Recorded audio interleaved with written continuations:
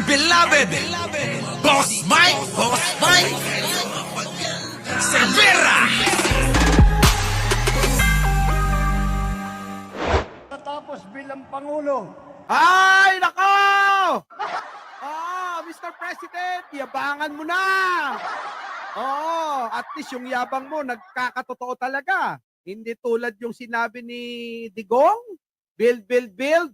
Grabe, daming build. Pero walang na-build. Grabe na mga kababayan, no? Sabi ni Digong nun, build, build, build. Putik ang daming sinabing build, mga kababayan. Walang na-build. Opo, grabe. Oo. So ngayon, mga kababayan, eto na ang Pangulong Bongbong Marcos sa kauna-unahang pagkakataon, Pisoto. Ngayon lang ito nagyabang ng ganito. Ibang klase. Ano yung yabang, mga kababayan? Madalas natin tong ipagyabang. Inunahan ko na nga yan magyabang. Nahuli na ngang magyabang.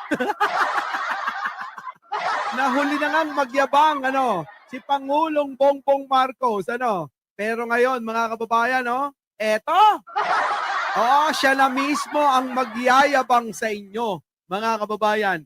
Ano yung iyayabang ng Pangulong Bongbong na ikagugulat, ikasasakit na naman ng damdamin ng mga DDS, lalong-lalo na si Sara.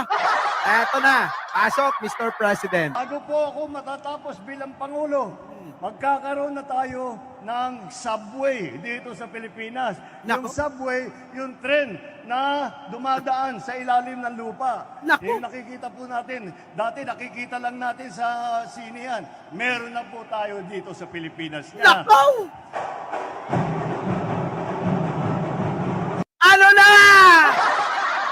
Mga kababayan, ayan ho yung sinasabi kong subway kung saan inumpisahan dyan sa may Mindanao. Dyan po sa may veterans. Oo!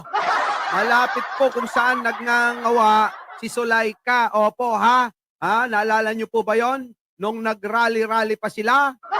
Yung bang sinabi pa, mga kababayan, ni Banat Bay na inoperan daw siya ng 500,000 para daw hindi manira. Hindi ako naniniwala, mga kababayan. Oo, malamang kaya hindi tinanggap, mas malaki yung offer sa kabila. Pero mga kababayan, eto, wag na natin tignan muna yung mga ginagawa ng mga DDS, Tignan muna natin kung ano yung ginagawa ng Pangulo. Matagal na nating niyayabang ito. Pero si Pangulo, ngayon lang nagyabang ito. Kaya alam nyo, confident ako na matatapos talaga tong subway na to. Bakit? Kasi ang alam ko, hindi niya matatapos sa kanyang termino. Pero ngayon, niyabang niya na matatapos talaga. Grabe, mga kababayan, sa kauna-unahan, sa kasaysayan ng Pilipinas, sa panahon ni Pangulong Bongbong, magkakaroon tayo ng subway kung saan isa yan sa pinapasyalan ng maraming Pilipino sa Hong Kong. Ngayon, may pagmamalaki na tayo na sarili natin. Hindi na lang sa Hong Kong at iba pang mga karatig lugar tulad ng Taiwan, Qatar at iba pa, mga kababayan na may subway, eto, meron na tayong sariling atin. Ano kaya masasabi nila libayan dito? Baka magsisi na yon at magkukusay. Oy, libayan, magkusay-kusay ka. Awalan, nalpasan. Malpas ka na subway. Numalpas ti termino na ni Apo Bongbong. Kita nyo, mga kababayan, ibang klase. Tatak Marcos, proyektong Marcos. Talaga naman, makabibiliban ng lahat. Di po ba? Kaya tayo, mga kababayan, Kumaring Pam, wala na. Tapos na ito. Alam nyo, mga kababayan, ito yung pinag-aalala ko. Akala ko di niya matatapos ito. Pero sa kanyang bibig na galing, tatapusin pagkatapos ng termino ni Pangulong Bongbong. Kaya nga baka sabi ko sa inyo, mga kababayan, ano pa bang hahanapin nyo sa isang Pangulo na tulad nito? walang kayabang-yabang, minsan lang magyabang. Aba, mga kababayan, kakaiba pa. At saka isa pa, mga kababayan, ha? Tandaan nyo, wala pang ini-endorso na papalit sa kanya. Eh kung pwede lang sana na siya na, habang kaya niya pa maging presidente ng bansa, abay, supportan natin ito. Ano po, mga kababayan? Supportan natin ang Pangulong Bongbong hanggang kaya pang maging Pangulo. Ano po? Kung pwede lang, wala nang palitan ito. Abay, mamimili na naman tayo ng kapalit at ipagsasapalaran na naman natin ang ating bansa na sana ituloy lahat ng proyekto na nasimulan ni Pangulong Bongbong. Kaso, baka mabigo na naman tayo. Ang hirap naman itipagtiwala kung si Sara lang ang magiging pambato nila. Malamang mga kababayan niya si Sara walang gagawing proyekto yan. Bakit ho? Ang gagawin niya lang mang-away ng mang-away ng kalaban niya sa politika. Yun lang po yan. Wala na hong iba. Di po ba mga kababayan? Ganun lang po ang gagawin niya, Lord Glenn. Di ba? Eh, ano pa bang gagawin yan? Kita nyo naman ngayon, hindi pa nga nahahalal. Away na rito, away na roon, away riyan. Oh, parinig dito, parinig doon, parinig diyan. Kita nyo? Batikos dito, batikos doon, batikos dyan. Lastik. Ano ba? Payag po ba kayo? Ha? Payag po ba kayo na BBM 2028 na? Payag po ba sa mga papayag ng BBM 2028? Paki-comment naman! Tapos bilang Pangulo, Pakinggan yung maigi mga kababayan ko, pakinggan mo to, munting tinig. bago po ako matatapos bilang Pangulo, magkakaroon na tayo ng subway dito. Yun ang magandang yabang, mga kababayan. Bago ko matapos sa aking termino, magkakaroon na po tayo ng subway. Nako, sa kauna-unahan sa Pilipinas, mga kababayan, sa kasaysayan ng Pilipinas, tatatak na naman ng tatak Marcos niyan!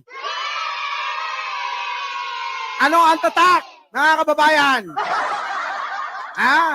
Sa kauna-unahan sa Pilipinas, si Pangulong Bongbong lang ang nakapagpatapos ng isang proyekto matibay, hindi gumuguho. Matibay, hindi binabaha. Na subway sa bansa, mga kababayan. Na subway sa bansa. Hindi na ho kayo dadayo sa ibang lugar, sa ibang bansa para makakita ng subway. Dito lang ho, mga kababayan, sa Pilipinas, bago matapos ang Pangulong Bongbong Marcos, meron na ho tayong subway na magagamit pampublikong sasakyan. Ang galing, mga kababayan. Ang galing. Sa Pilipinas, yung subway, bago po ako matatapos bilang Pangulo, magkakaroon na tayo ng subway dito sa Pilipinas. Yung subway, yung tren na dumadaan sa ilalim ng lupa. Yung nakikita po natin, dati nakikita lang natin sa sine yan. Meron na po tayo dito sa Pilipinas niya. Ay, nako, meron na tayo sa Pilipinas niyan. Iyak na naman ang mga TTS niyan. Magngangawa na naman sila.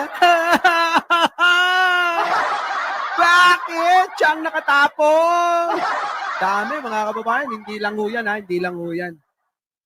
Pati ho yung trend, yung dating PNR, mga kababayan, abay, binuhay ho yun nung panahon pa ni Gloria. Ano po, mga kababayan, hindi natapos ni Gloria, hindi natapos ni Pinoy, hindi natapos ni Digong, mga kababayan. Ngayon po, matatapos ni Pangulong Bongbong. Bakit ho, mga kababayan? Kita nyo naman mula doon saan? Sa may Clark, Pampanga. Ay, naku, patungo. Lagpas pa ng Maynila. Kita nyo, matatapos po yan, mga kababayan. Matibay at talaga namang binantayan ni Pangulong Bongbong kung paano gawin yan. Hindi ho tulad ng mga tulay na pinagmalaki, pinagmayabang nung nakaraang administrasyon. Sa Davao, bumagsak tulay nila. Sa Isabela, bumagsak yung ginawa nila. Anak ng pating naman, mga kababayan. Ibang klase. At hindi lang yan, mga kababayan! Hindi lang po yan. Alam nyo ba yung winasak ni Digong na lugar kung saan, mga kababayan, pumalpak daw yung kanilang ginawang raid, kaya nagkaroon ng digmaan? Alam niyo yun, mga kababayan? Yung Marawi, kung saan matapos, giniba, pinasabugan, binomba, yung lugar na yan, bigla-bigla na lang iniwan ni Digong yan. Nag-iwan, mga kababayan, ng kubo-kubo, pansamantalang masisilungan. Pero si Pangulong Bongbong, hindi ganyan ang ginawa niyan. Kung hindi inayos lahat ng mga gusali dyan, tinulungan ni Pangulong Bongbong, yan ang presidente namin.